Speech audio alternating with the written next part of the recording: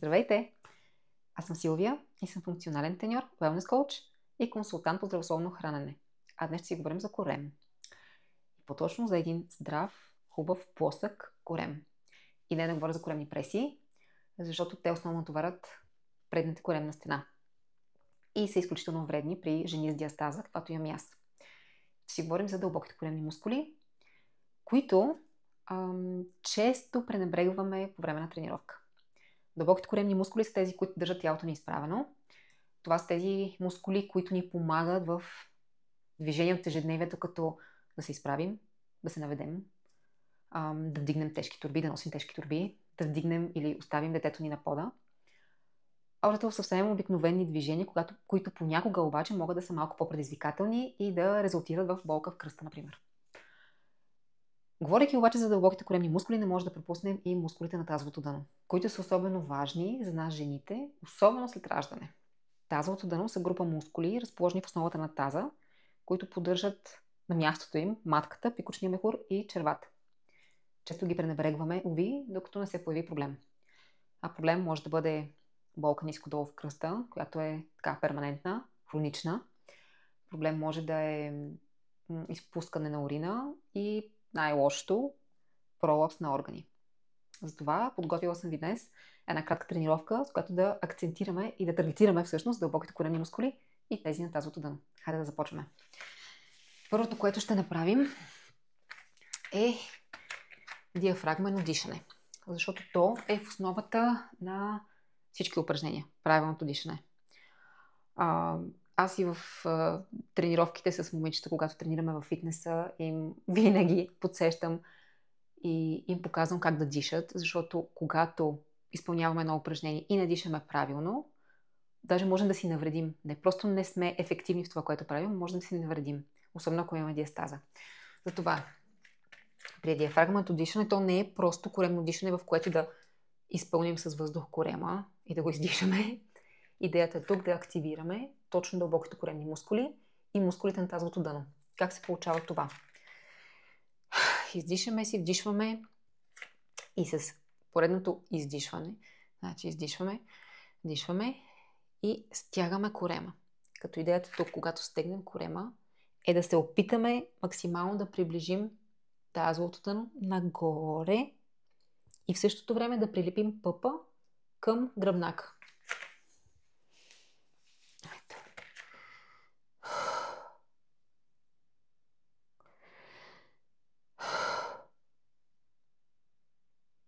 Задържаме за няколко секунди.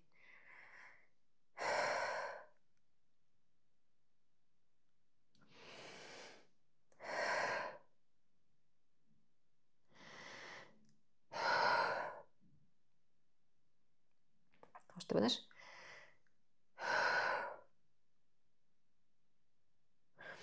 Може да го правите в тази поза като мечка.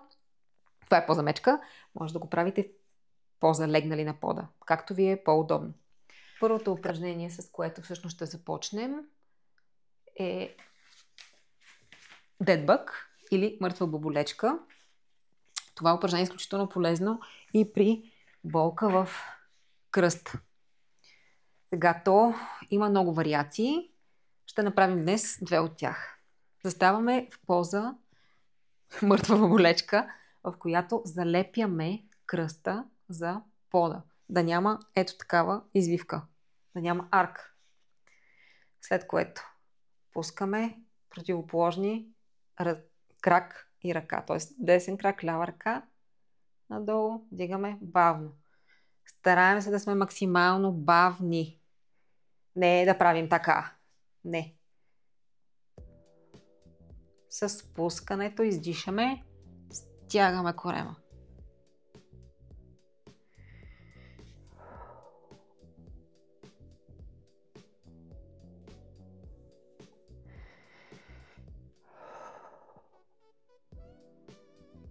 Може да видите как претрепервам. Това е абсолютно нормално.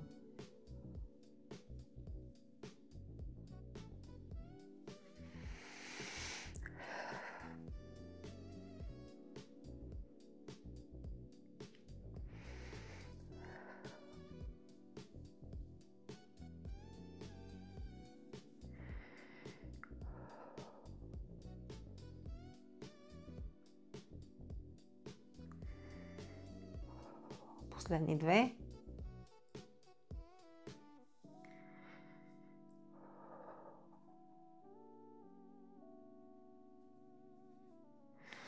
Ще направим отново същото, само че с една тежест.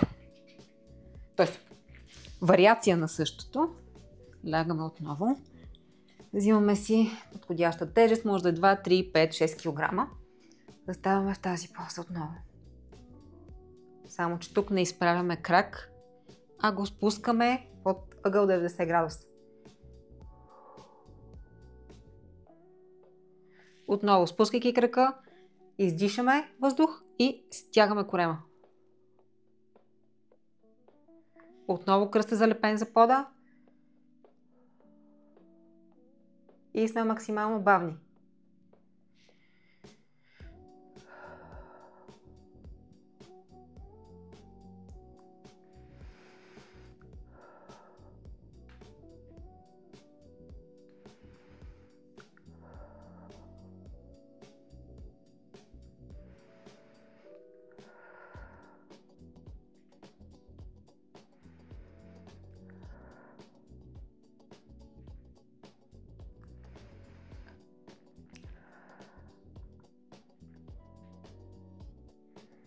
Още две.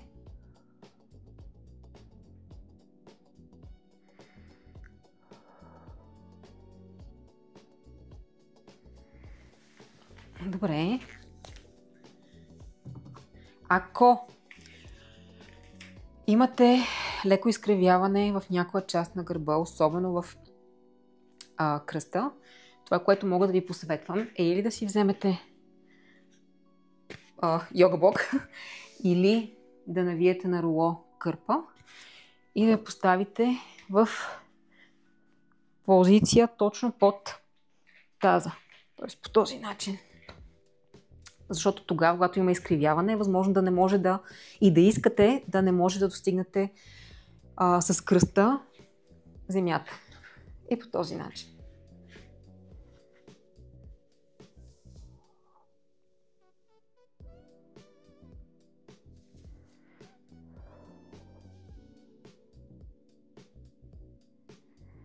А второто съответно, държейки горе тежест.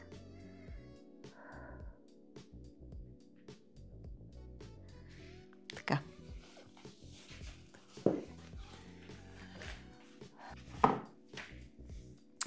Следващото, което ще направим, е Bird Dog. Едно от класическите упражнения, отново и за кръст, и за дълбоки коремни мускули. Отново се изпълнява бавно. Прибирайки лакът към коляно, издишваме въздуха, стягаме корема.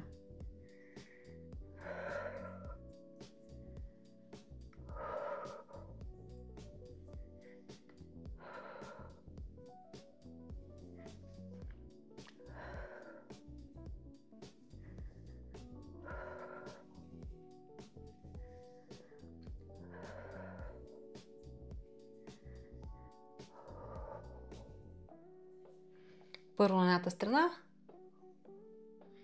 след това ще сменим на другата.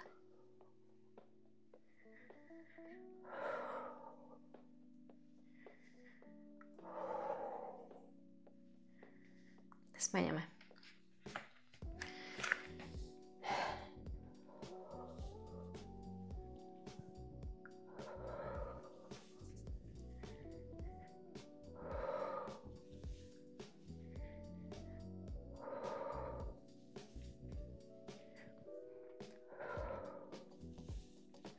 Отново повтарям, прибирайки, издишаме въздуха, стягаме корема.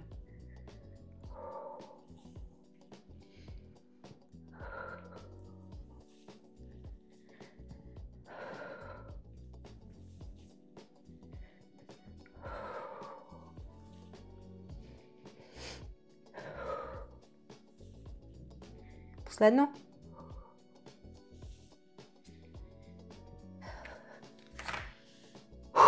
Добре, продължаваме натам. Отново поза мечка. Много ги обичам тези мечки упражнения.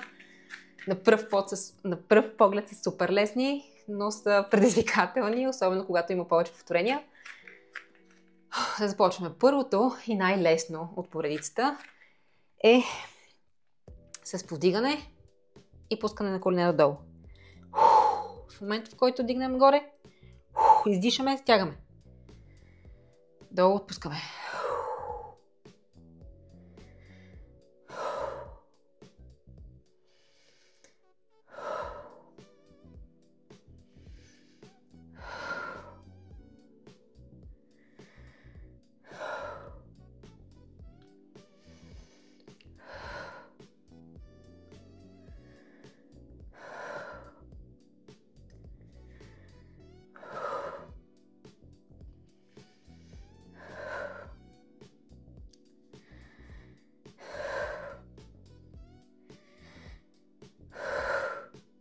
Последно. Сега, следващото е отново мечка, но събираме малко по-близко ръцете една от друга, т.е. не раздалечени, а събрани, за да може, когато докосваме противоположно рамо, клатенето на тялото да е минимално. Т.е. не искаме това, а искаме това. Краката са във въздуха. При докосване издишаме, стягаме.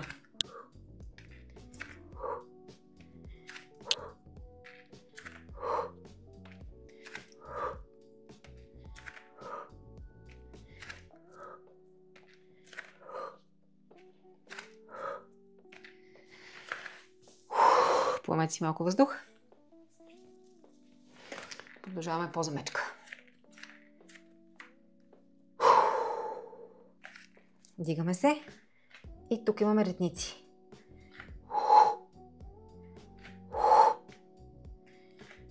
Тук горе издишаме, стягаме дупе, бедро и корем.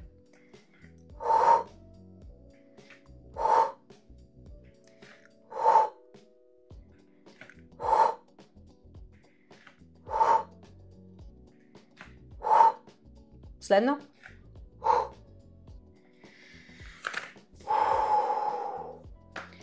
И още едно последно от поредицата мечка. Ако малко може да усетите натоварване на китките, ако е така, може да го изпълнявате вместо на цяла длан на юмруци. Последното от серията. Много се надигаме. Степ назад, стъпваме, прибираме. Може да го изпълняваме редувайки краката, може първо на едната страна, после на другата.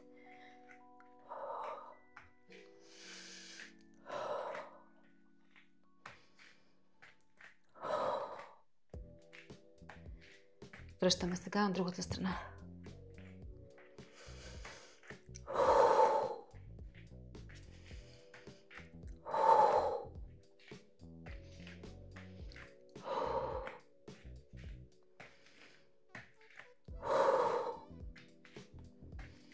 Последно.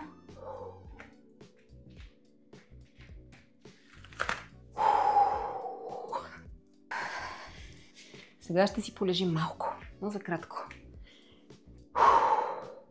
Поемаме малко въздух.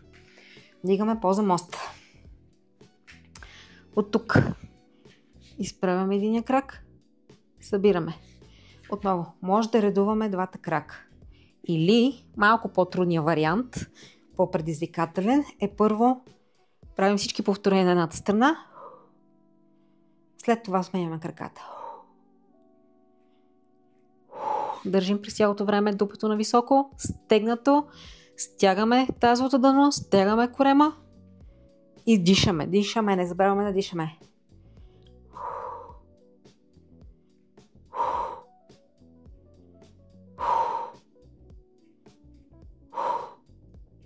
Сменяме.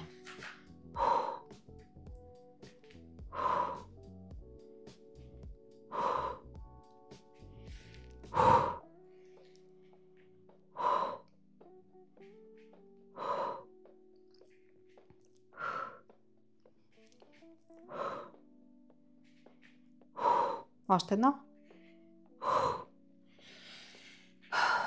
Добре, почивка секунда-две. Продължаваме с следващото. Отново поза мост. Този път ще маршируваме. Отново таза вдигнат нагоре, стягаме тазовото дъно, стягаме корема.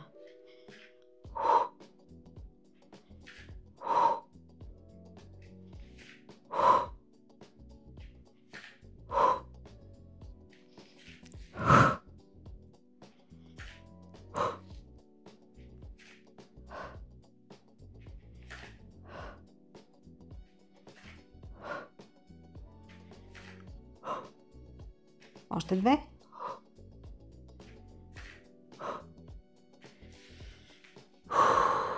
Добре. Имаме последни две упражнения от днешната тренировка за корем. Сега, от тази седнала поза. Не си мислете, че е толкова лесно, колкото, например, ви сте изглежда. Дигаме се нагоре. Ръцете, ако не ви е удобно така, може да ги поставите и на обратно. Няма никакъв проблем, както ви е по-удобно. Дигаме се. Това натоварва и ръцете, не само дълбоките коремни мускули. От тук. Издишайки, стягаме корем.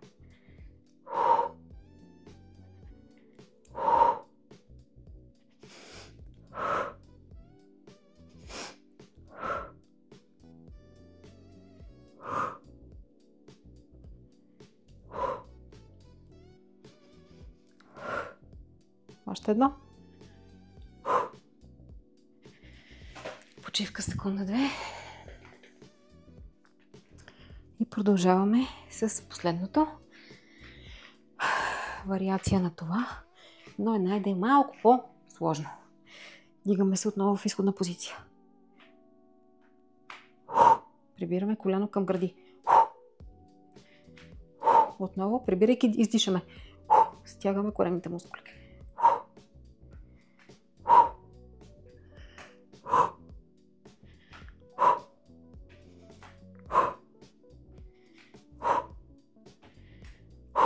Последно.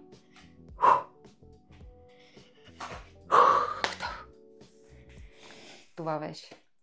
Надявам се тази кратка тренировка за дълбоките коремни мускули и тези на тазовото дъно първо да ви е харесала, да ви е била полезна и да започнете да си правите упражненията вкъщи. Дори да изберете само 3-4 от тях, които да правите ежедневно или поне 4-5 пъти седмично, по 5 минути, това ще е напълно достатъчно, за да започнете по-активна работа точно с дълбоките коремни мускули. Ако имате всякакви въпроси, може да ми пишете, както и съм на линия, ако желаете да ви изготвя индивидуална тренировъчна програма. Скоро!